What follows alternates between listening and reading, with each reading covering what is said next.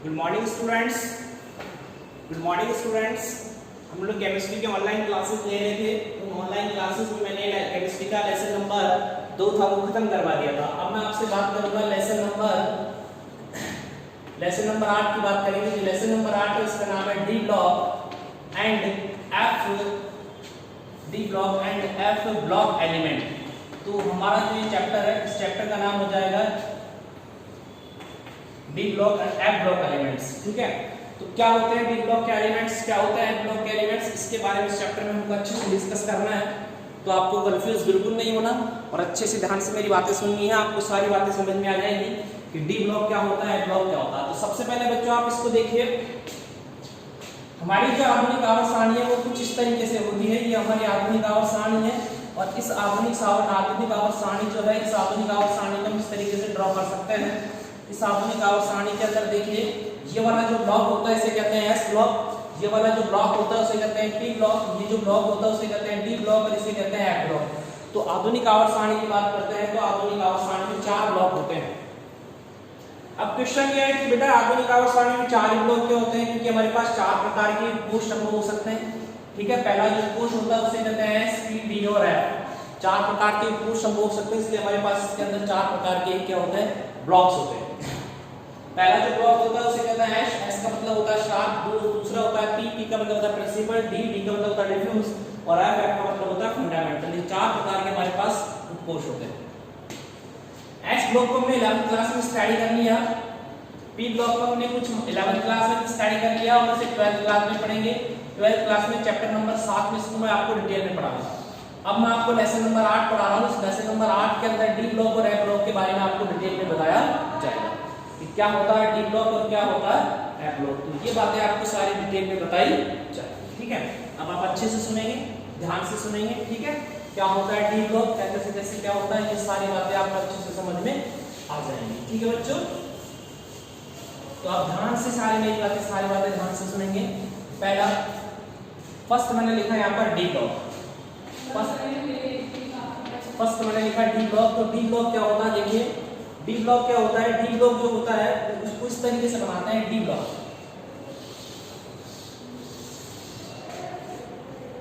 1 2 3 4 5 6 7 8 ये 9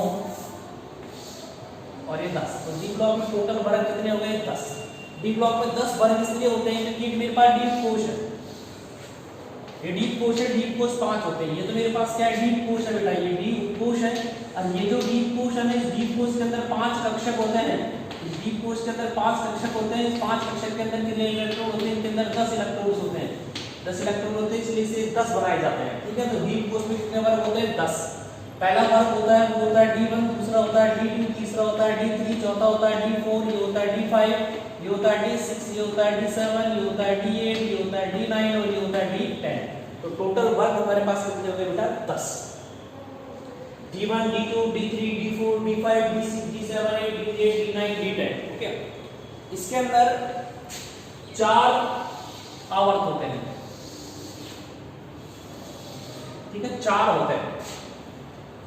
ये जो श्रेणी होती है उसे कहते हैं 3D श्रेणी। ठीक है, ये जो होती है उसे कहते हैं 4D श्रेणी, ये जो होती है उसे कहते हैं 5D श्रेणी और ये जो होती है उसे कहते हैं 6D श्रेणी। तो डी ब्लॉक में कुल 4 श्रेणियां होती हैं। ये यहां से स्टार्ट होता है scandium, titanium, vanadium, chromium, manganese, Ferium, cobalt, निकल, कॉपर और जिंक। इसका एटॉमिक नंबर 23। उसके बाद में आएगा हमारे पास 21 से स्टार्ट होता है इट्रियम। इट्रियम का आता है हमारे पास 39। Yttrium, zirconium, niobium, molybdenum, technetium, ruthenium, rhodium, palladium, argentum और कैडमियम। Cadmium is the 48। ठीक है, उसके बाद में हमारे पास आता है लैंथेनम 57। उसके बाद में एल्फेनम 72, लैंथेनम, एल्फेनम, tantalum, tungsten, rhenium, osmium, iridium, PT, AU और एचडी। इसका एटॉमिक नंबर होता है 80।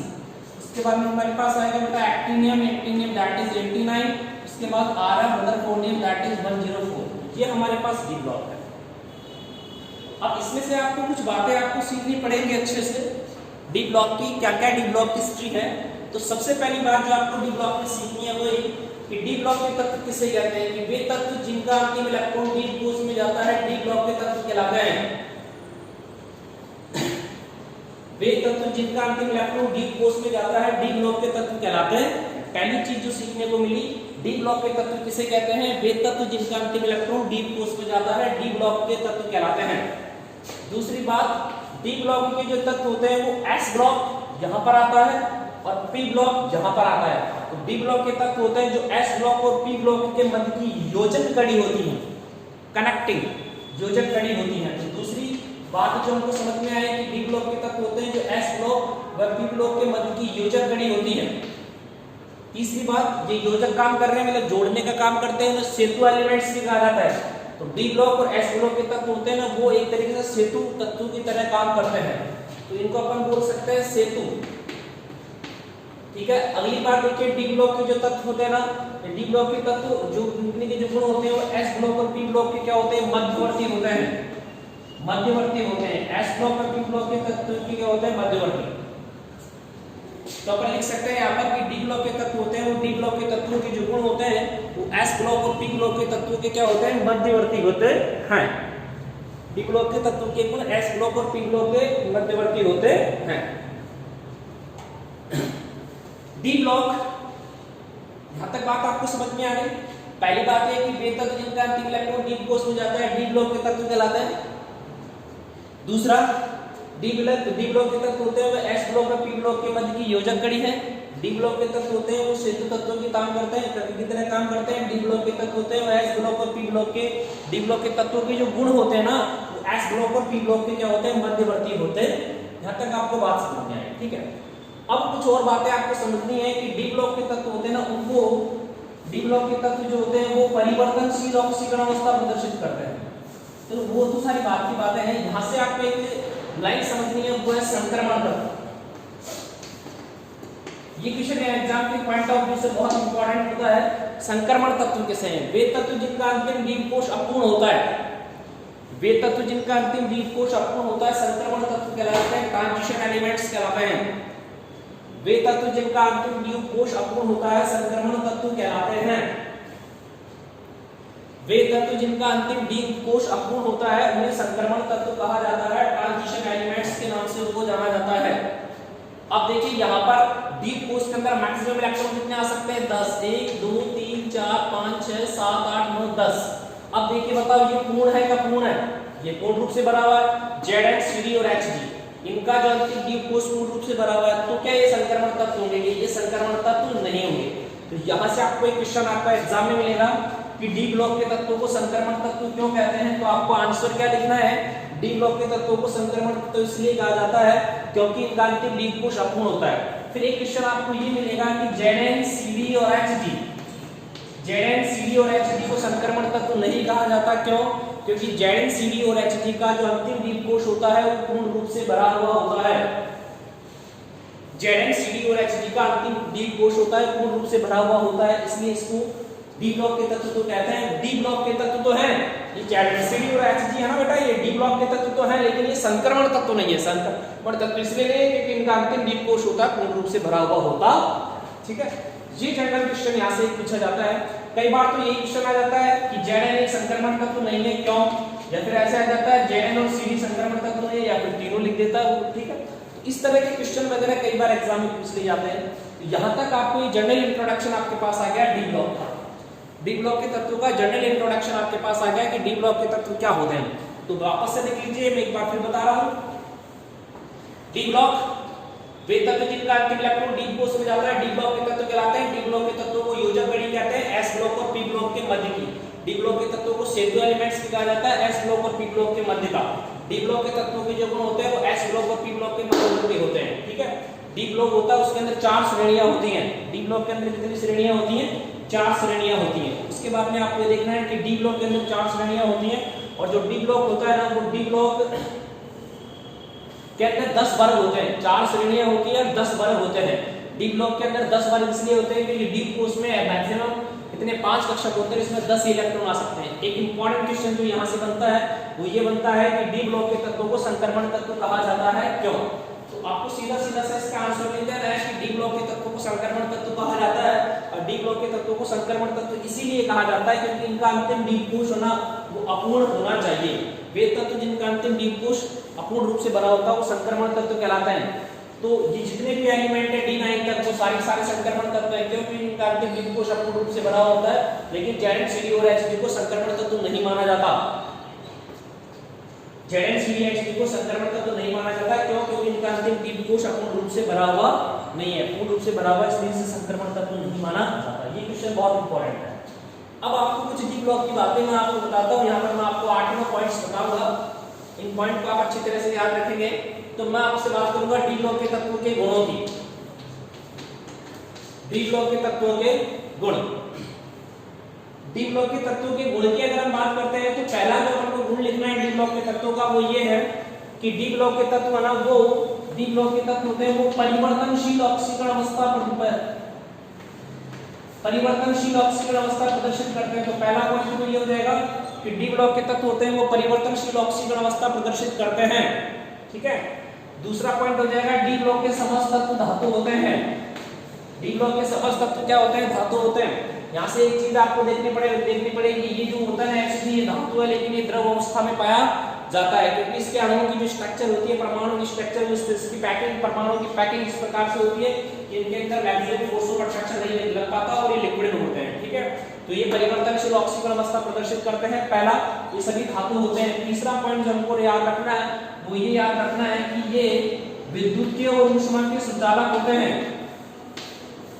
ये विद्युतीय और ऊष्माकीय सुचालक होते हैं। डी ब्लॉक के तत्व होते हैं ना वो विद्युत और ऊष्माकीय क्या होते हैं बेटा? सुचालक होते हैं। उसके बाद में आपको अगला पॉइंट जो याद रखना है कि डी ब्लॉक के तत्व होते हैं ना वो समकुल यौगिक बनाते हैं। समकुल यौगिक बनाते हैं। समकुल यौगिक क्या होते हैं मैं चैप्टर नंबर 9 में आपको सिखा दूंगा, लेकिन अभी आप सिर्फ याद रखेंगे कि डी ब्लॉक के तत्व समकुल यौगिक बनाते हैं। नेक्स्ट आपको जो याद रखना है डी ब्लॉक के जो तत्व होते हैं ना वो मिश्र धातु बनाते हैं। डी ब्लॉक के तत्व कौन सी धातु बनाते हैं? डी ब्लॉक के तत्व होते हैं वो मिश्र धातु बनाते हैं, ठीक है। तो इस तरह के कुछ गुण आपको याद रखने हैं। डी ब्लॉक के तत्वों का आयन होता है, ये सारी चीजें आपको याद रखनी, एक एक करके सारे पॉइंट अपन यहाँ पर डिस्कस करते जाएंगे। तो यहाँ तक हमारी बात क्लियर हो गई थी, ठीक है बेटा। अब आगे की क्लास की बेटा हम अगर बात करते हैं तो आगे की क्लास में हम क्या देखेंगे वो देखेंगे। अगली चीज यहाँ पर देखने की है वो ये है कि डी ब्लॉक में 4 श्रेणियां होती हैं। पहला, डी ब्लॉक में 4 श्रेणियां होती है। पहली जो श्रेणी होती है उसको नाम दिया जाता है 3D श्रेणी। डी ब्लॉक में 4 श्रेणियां होती हैं। पहली जो श्रेणी होती है उसे कहते हैं 3D श्रेणी। 3D श्रेणी का मतलब होता है वह श्रेणी जिसका अंतिम इलेक्ट्रॉन 3D कोश में जाता है, 3D श्रेणी कहलाती है। वह श्रेणी जिसका अंतिम इलेक्ट्रॉन 3D कोश में जाता है 3D श्रेणी कहलाती है। यह श्रेणी स्कैंडियम 21 से शुरू होकर के जिंक 30 तक जाती है। स्कैंडियम 21 से शुरू होती है और जिंक 30 तक जाती है। इसमें कुल 10 तत्व आते हैं। ये तो हो गई हमारी 3D श्रेणी। 3D श्रेणी के बाद में हमारे पास दूसरी जो श्रेणी आएगी उसको नाम दिया जाता है 4D श्रेणी। वह श्रेणी जिसका अंतिम इलेक्ट्रॉन 4D कोश में जाता है 4D श्रेणी कहलाती है। वह श्रेणी जिसका अंतिम इलेक्ट्रॉन 4D कोश में जाता है 4D श्रेणी कहलाती है। 4D श्रेणी कहलाती है। यह श्रेणी इट्रियम 39 से शुरू करके कैडमियम 48 तक जाती है। यह श्रेणी इट्रियम 39 से शुरू करके कैडमियम 48 तक जाती है, ठीक है। उसके बाद में क्या लिखेंगे? इसको द्वितीय संक्रमण श्रेणी भी कहा जाता है। इसको प्रथम संक्रमण श्रेणी कहते हैं, ये दूसरी इसलिए इसको द्वितीय संक्रमण श्रेणी भी कहा जाता है। उसके बाद में तीसरी हमारे पास आएगी वो आएगी 5D श्रेणी। 5D श्रेणी का मतलब होता है वह श्रेणी जिसका अंतिम इलेक्ट्रॉन 5D कोश में जाता है, 5D श्रेणी कहलाती है। यह श्रेणी लैंथेनम 57 और HF 72 से शुरू करके HD 80 तक जाती है।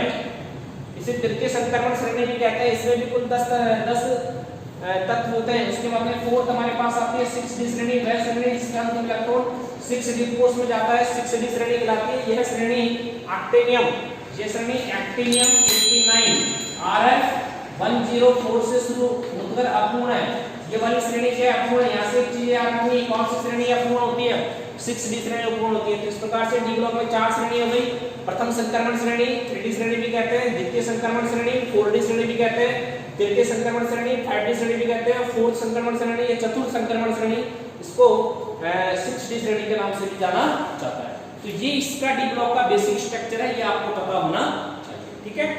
Thank you. बाकी चीजें हम नेक्स्ट क्लास में स्टडी करेंगे, नेक्स्ट क्लास में देखेंगे, आप इसकी एक एक करके सारी प्रॉपर्टीज के बारे में स्टडी करेंगे, इसकी क्या क्या प्रॉपर्टीज होती है, क्या क्या ये होती है, सारा आपको स्टडी करना है, ठीक है। Okay, thank you.